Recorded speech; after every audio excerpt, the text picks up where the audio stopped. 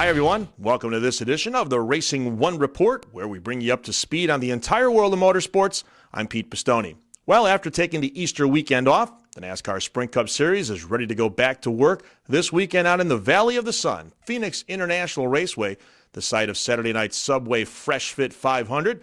And joining us now, a guy who's won a couple of times out in Phoenix from Richard Childress Racing, the driver of the number 31 Caterpillar Chevrolet, Jeff Burton. And Jeff, I'm curious of how things have been at RCR this year as you guys have expanded from a 3-car team in 2008 to 4 cars here in 2009. Well, I tell you, we were very fortunate to expand when we expanded. General Mills came into the picture really early. We knew that we were gonna grow the company. We knew we were going to have a 4th team very early last year. So that enabled us to do some infrastructural planning, enabled us to get ahead of the ball, so to speak. You know, we had people in place. We had a lot of good mechanics, a lot of good engineers. We had a lot of good people in place. We were able to take from in-house and promote, put in different positions. A lot of guys on the 33 team now we brought up through the nationwide program, which has been very beneficial to us in helping bring people up. We were very lucky to have Shane sitting there as a crew chief. So we had a really good situation in which to grow into. Having said all that, it's been very difficult. We have to build 25% more cars. We have more employees. We have issues that we have to deal with. We didn't have to deal with because we have 4 teams. Ultimately, it will make us stronger. And I'll tell you, I don't believe it's made us any weaker.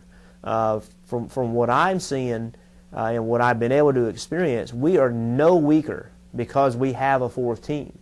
And I think in a short-term view of things, I think that's a great accomplishment. To be no weaker is a great accomplishment at this point in the deal with a new team. That means there's a lot of upside. That means there's a lot of room to grow. And there's a lot of benefits in having a 4th team. But starting out in the position we're in now, without it being a drain on the company, I think is a remarkable success. It seems since the new Sprint Cup car has come online, Phoenix has always been a place where we've seen some pretty good racing with the new car. Why do you think that is, Jeff, and what can we expect Saturday night out there in Phoenix? Well, the main thing is the track. You put whatever kind of car you want to put on Phoenix, you're going to have a good race. It's the shape of the racetrack, the size of the racetrack, is going to put on good races. 2 different ends of the racetrack, two different corners means that one car is going to be good in this corner, the next car is going to be good in that corner. That means they're going to have a lot of cars that are competitive. It's just that size racetrack puts on competitive races. So I think it's a good fit. It's not necessarily a good fit just for the car tomorrow. It's a good fit for racing, period. And that's the start of anything, is having a racetrack that puts on good races.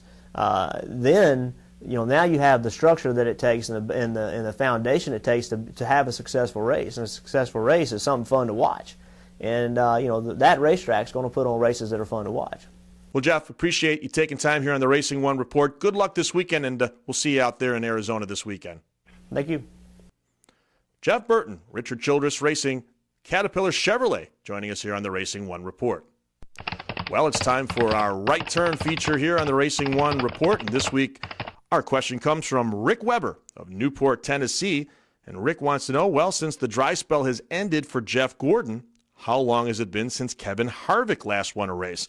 Well, Rick, actually it's been 78 races since Kevin Harvick won a points race in the Sprint Cup Series. Of course, that was the 2007 Daytona 500. He did win the Sprint All-Star Challenge race that year, not a points race, of course, so 78 races and counting for Kevin Harvick as he goes into Phoenix this weekend. Rick, thanks for your question. We're going to send you out a nice prize, and if you have a question for us here, all you have to do is send it to racingone.com/right turn. If we use it here on the report, we'll send you out a nice prize. And, of course, all your questions get published at racingone.com.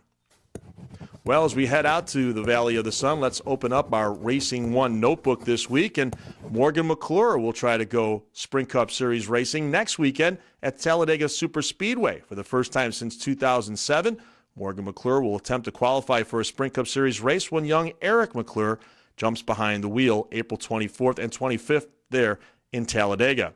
The IndyCar Series heads out to Long Beach for its second race of the season. The Long Beach Grand Prix on tap for Sunday. 12 drivers and 8 teams have already participated at that circuit previously, so some veteran drivers trying to go back to victory lane out in Long Beach this weekend.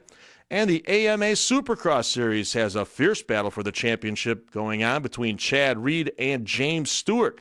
Reed with a 5-point advantage heading to Seattle this weekend. And don't forget to check RacingOne for our new Supercross and AMA Pro Racing sections.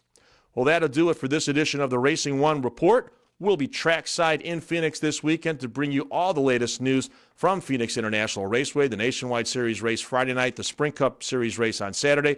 Plus, we'll have the Long Beach Grand Prix for the IndyCars this weekend and all the other racing news. So just keep it right here at RacingOne.com. That'll do it for this edition of the RacingOne Report. We'll see you next time. This is Pete Pistone reporting.